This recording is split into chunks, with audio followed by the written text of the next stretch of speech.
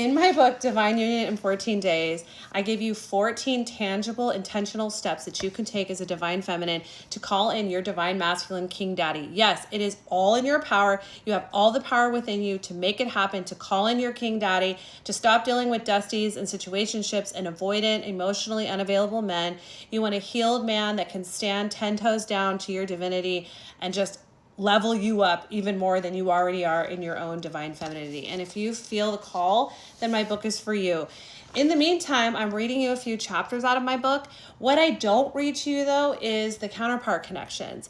After every chapter of my book, I give you a counterpart connection, which is an activity that you can incorporate into your practice that will help you really solidify and bring in your king daddy, bring in your divine masculine a lot quicker than not being intentional and not like actually implementing the steps that I talk about in my book. So in step 2, we talk about how you need to tend to yourself. Step 1 is cut out the toxic. Step 2 is tend to yourself. Start to get to know yourself, get to know the things that you love to do.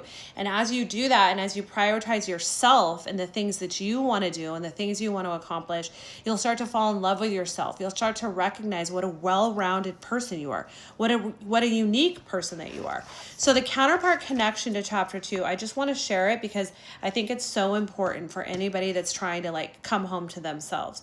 So at the beginning of every counterpart connection, I advise you to meditate. So you need to sit, meditate, ground, prepare your heart. Then the step 2 of the counterpart connection for day 2 is create your bliss list. So pull out your journal, which is a crucial part of reading my book. You pull out a journal in tandem to reading it because this is how you do the counterpart connections and how you really drive home what you're learning. You're going to create a bliss list. So these are things that you like to do that you probably like to do when you were younger, and maybe you have totally fallen out of touch with the things that you like to do. I know that I did after having to grind in the corporate world and having 4 kids and like mothering them. I really kind of lost my sense of self, and I lost the ideas of things that I like to do that brought me bliss, basically.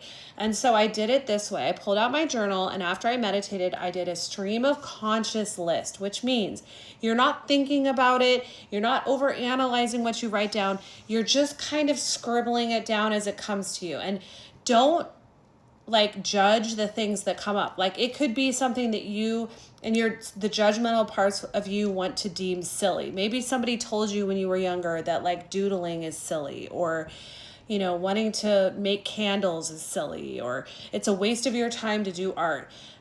Like acknowledge those voices and recognize those are there, but still write it down and don't be judgmental to them, because those are usually the things that bring you the most joy and connect you to your inner self. So examples that I wrote down were I like sitting in the sun with tea. I like listening to 90s R&B. I like walking barefoot in grass, journaling in bed with candles lit, baking something sweet. Like just start writing stream of consciousness, a list of things that you love to do, things that you want to do often, but that you don't have time to do. Or this is step 3, connect with your inner child. If you truly can't remember things that you like to do, pull out a picture of you between the ages of 8 and 12. Really look at that photo and ask yourself questions like, what did she love to do just for fun? What made her lose track of time? What lit her up inside?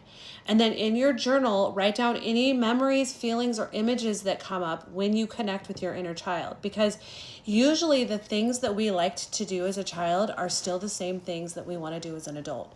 So for me, I remember riding my bike all around, my 10-speed bike in the 80s, like singing.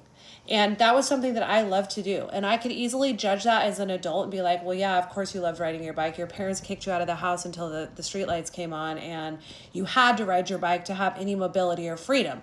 But I didn't judge it. I just said, okay, riding my bike and listening to music. Can I tell you, riding my e-bike around with my phone in the basket, listening to 80s music is one of my favorite things to do now. I almost replace my meditation with that now because it is so grounding. My inner child loves it and it brings me so much bliss. So step 4, after you connect with your inner child, is make it a ritual. So start committing to doing one of those activities off your bliss list, even if it's just for 10 minutes. Start implementing it into your daily schedule. I'm telling you, can you believe that this is actually going to call in your divine counterpart? This is going to call in your divine counterpart. Something as simple as this, because tending to yourself is the healing work. People avoid the healing work their entire lives because they think it's going to be some traumatic hypnotization in therapy where they're going to have to relive all of their trauma. That's just not the case. This is the healing work. Doing things that your inner child loves, doing things that your heart loves to do that causes joy. So make it a ritual, even if it's only 10 minutes. And one of the things I like to do is, because in step 1, you cut out all the toxic people, your phone's going to be really quiet. You're not going to have any dopamine hits from like the rando dudes blowing up your phone wanting to get together with you for a night, okay? It's going to be quiet and you're going to feel alone, probably more alone than you've ever felt in your life. And it's going to feel uncomfortable. But as Joe Dispenza says, being uncomfortable, being in the unknown is the infinite field of possibility. So you don't want to run from it just because it's uncomfortable. Your bliss list is actually an amazing way to stay the course and to stay in the uncomfortable, to stay in the infinite unknown. Because when you have your bliss list now, when you start to get antsy because you're alone and people aren't blowing up your phone and you're not going out with your girlfriends for drinks to numb yourself, you pull out your bliss list out of your journal and you do one of those things. When you're feeling really anxious, when you're feeling really unsure, when you're feeling really scared, do something on your bliss list, whatever that is. And that, I'm telling you, my friend, is the healing work. Because you're tending to yourself, you're getting down to the brass tacks of what makes you happy, and you're meeting your own needs. The things that you're looking outside of yourself for everyone else to meet, you are learning how to meet them. And I'm telling you, it's in doing these little items, these little things, that is tending to yourself and loving yourself. If you want more and you want to get 14 counterpart connections, exercises like this that really foster your healing and literally bring in your divine masculine king daddy, check out the link in my bio and all of the major retailers that sell my book. It's all right there on my website.